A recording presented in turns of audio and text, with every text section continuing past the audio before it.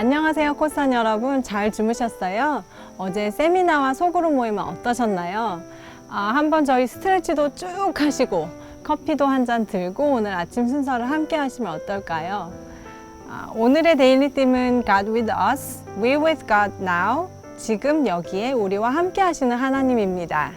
우리는 지금 혼란스러운 상황을 지나고 있지만 우리들의 문제에 묻혀있기보다 우리의 시선을 하나님께로 가져가 보고자 하는 날이에요. 오늘 둘째 달의 순서들을 통해 우리의 문제와 두려움보다 크신 하나님을 묵상하면서 하루를 보내면 좋겠습니다. 이제 찬양으로 아침 순서를 시작해 볼까요?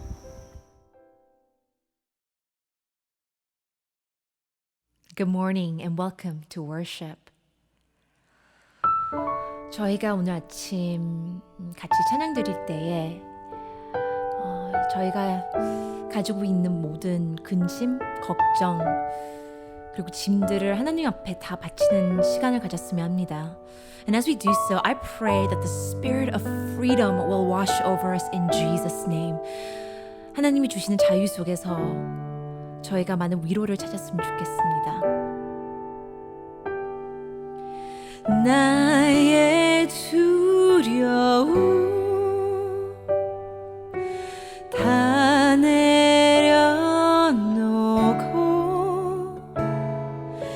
믿음으로 주 바라봅니다.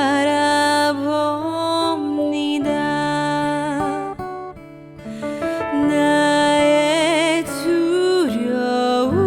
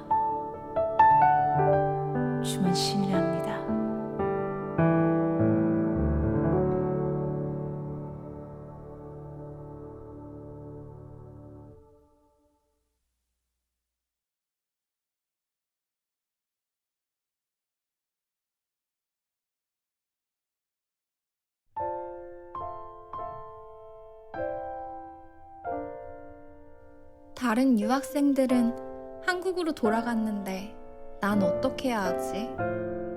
이곳에 계속 혼자 있으려니 무섭고 한국에 돌아갈 상황은 안 되는데. 하나님은 나에게 무엇을 원하시는 걸까? 오늘도 또 감염의 위험을 무릅쓰고 병원에 나가야 하는구나. 걱정되지만 그리스도인으로 믿음을 가져야지. 주님, 저에게 믿음을 주세요. 저를 보호해 주세요. 온라인 수업과 병행하려니 정신이 없네. 잘해야 할 텐데 잘하고 있는 걸까? 이 사태가 언제쯤 끝나게 될까? 교수로서의 나의 직업도 어떻게 될지 모르겠네. 하나님은 나에게 무엇을 원하시는 걸까? 몇몇 친구들이 온라인 예배도 안 나가고 연락도 안 되네. 어떻게 해야 이들을 도울 수 있을까? 과연 교회는 무엇일까? 내 신앙도 지키기 어려운데 어떻게 다른 청년들을 도울 수 있지? 주님, 도와주세요.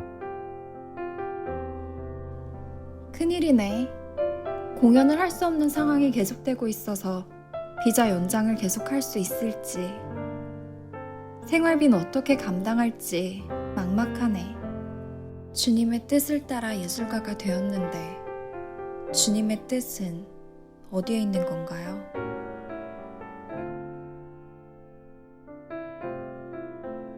아이 앞에서 이런 일을 당하다니. 하나님, 왜 우리가 단지 아시안이라는 이유로 이런 차별을 받아야 하나요? 이런 상황이 무섭습니다. 여러분의 두려움은 무엇인가요? 우리 이 시간 하나님께 우리의 두려움을 내려놓아 봅시다.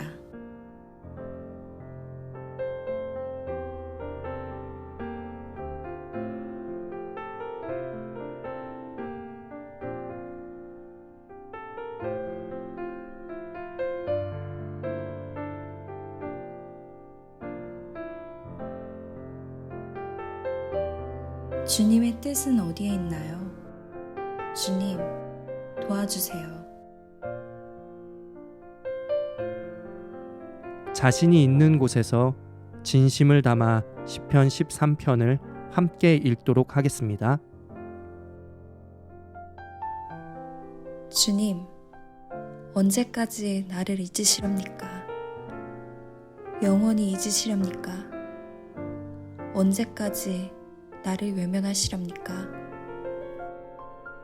언제까지 나의 영혼이 아픔을 견디어야 합니까? 언제까지 고통을 받으며 괴로워하여야 합니까? 언제까지 내 앞에서 의기양양한 원수의 꼴을 보고만 있어야 합니까? 나를 굽어 살펴주십시오. 나에게 응답하여 주십시오. 주 나의 하나님, 내가 죽음의 잠에 빠지지 않게 나의 눈을 뜨게 하여 주십시오. 나의 원수가 내가 그를 이겼다 하고 말할까 두렵습니다. 내가 흔들릴 때에 나의 대적들이 기뻐할까 두렵습니다.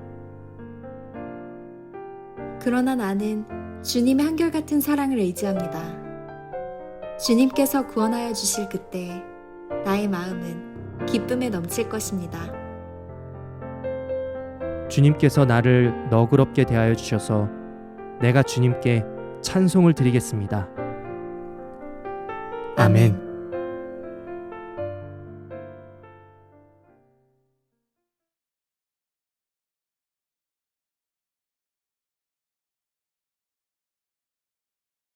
코스탄 여러분, 안녕하십니까? 참 좋은 아침입니다.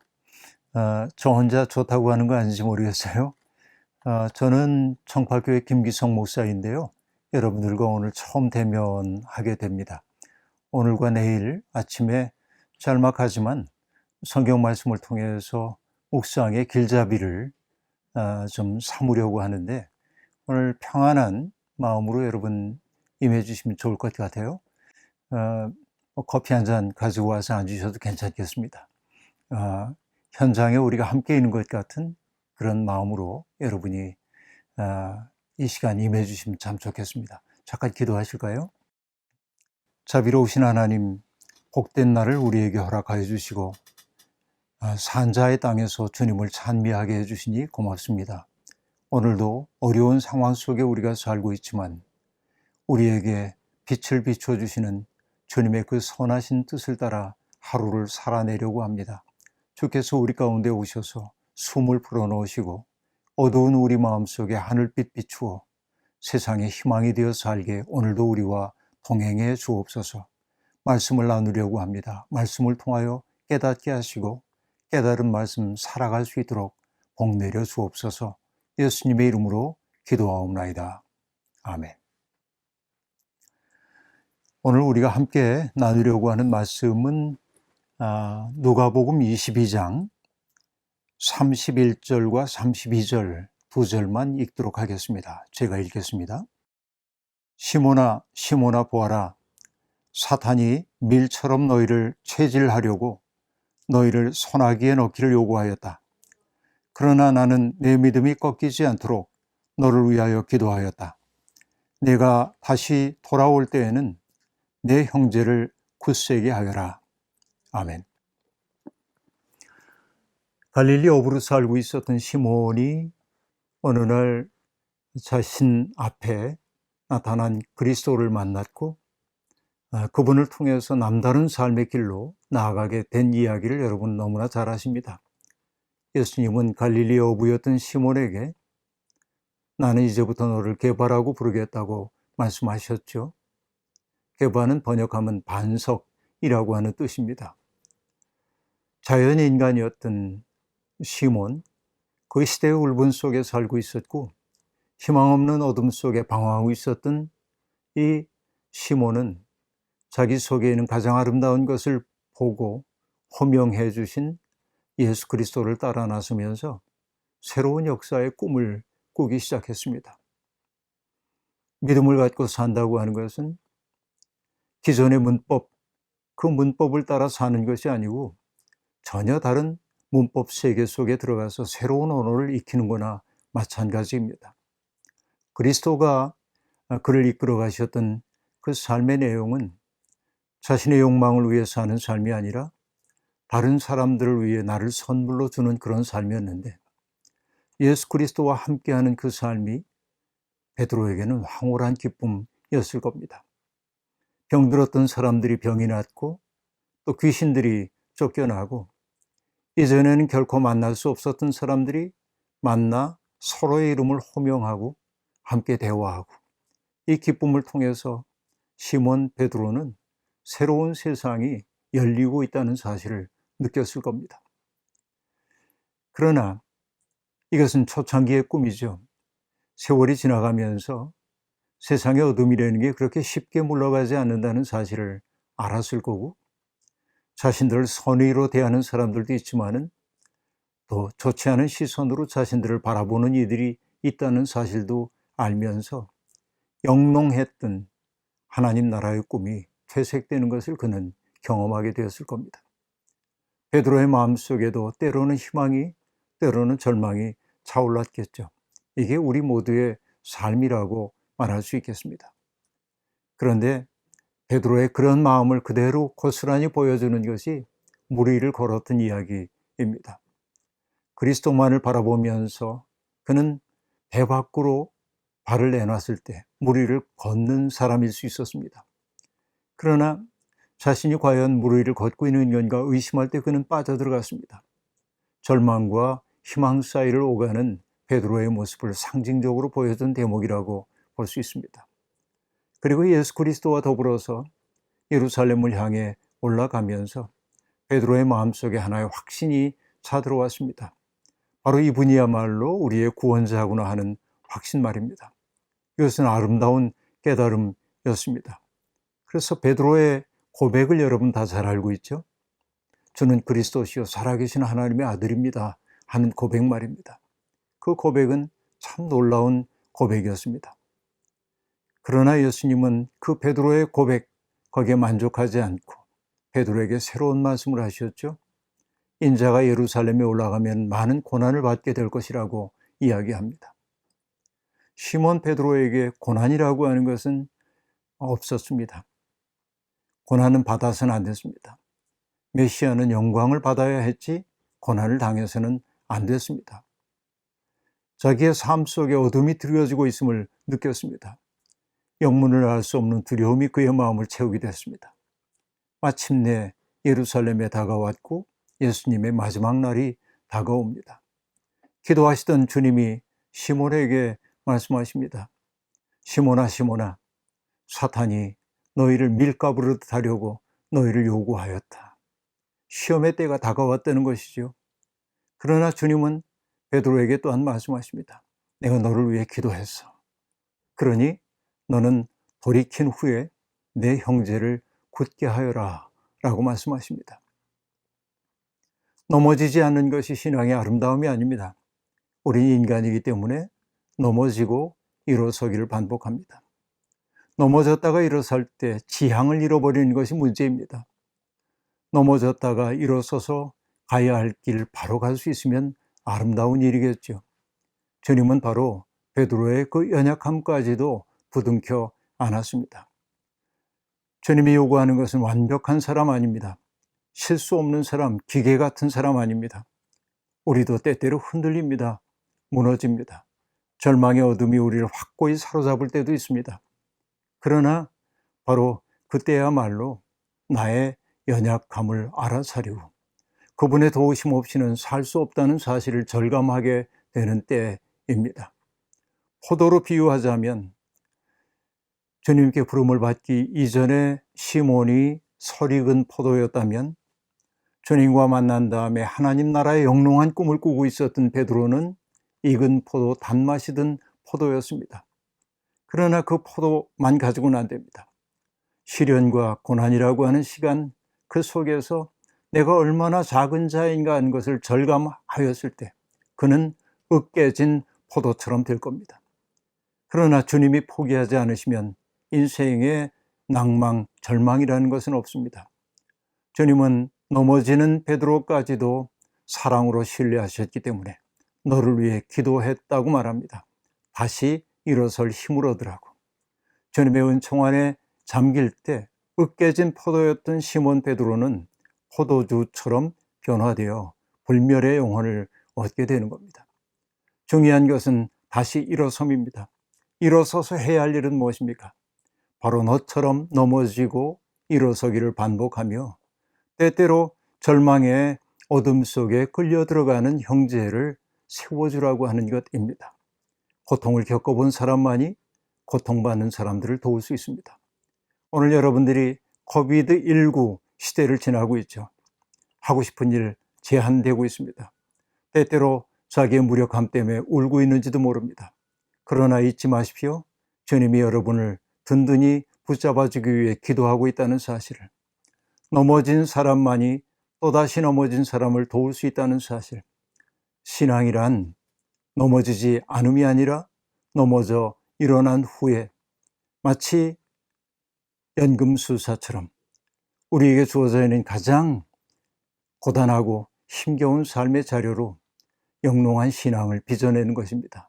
오늘도 내일도 여러분의 삶이 그러한 신앙의 연금술사와 같은 삶이 되기를 기원합니다. 같이 기도하겠습니다. 자비로우신 하나님, 넘어지고 일어서기를 반복하면서 베드로는 기어이 일어나 주님의 일꾼이 되었습니다. 스스로 한 일이 아니라 하나님의 사랑이 그를 붙들어 주었습니다. 주님, 넘어지기 잘하는 우리 긍휼히 여기셔서 우리도 주님의 사랑의 품에 안으시고 우리를 통하여 주님의 꿈 이루어 주옵소서. 예수님의 이름으로 기도하옵나이다. 아멘.